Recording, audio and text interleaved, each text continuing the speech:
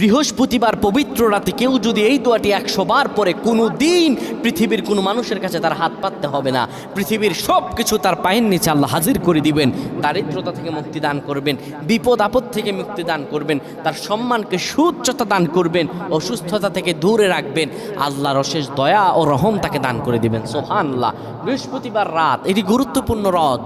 এই রাত সপ্তাহে একদিন আসে।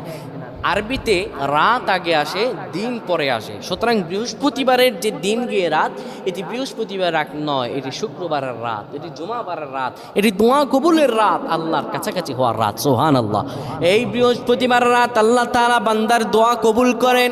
কেউ যদি বৃহস্পতিবার রাতে ঈশা নামাজের পরে পবিত্র হয়ে ইয়া হাইয়ু ইয়া হাইয়ু ইয়া হাইয়ু ইয়া রফিয়ু ইয়া রফিয়ু ইয়া রফিয়ু এই দোয়াগুলো পড়তে পারে 100 বার, আল্লাহ রাব্বুল আলামিন তার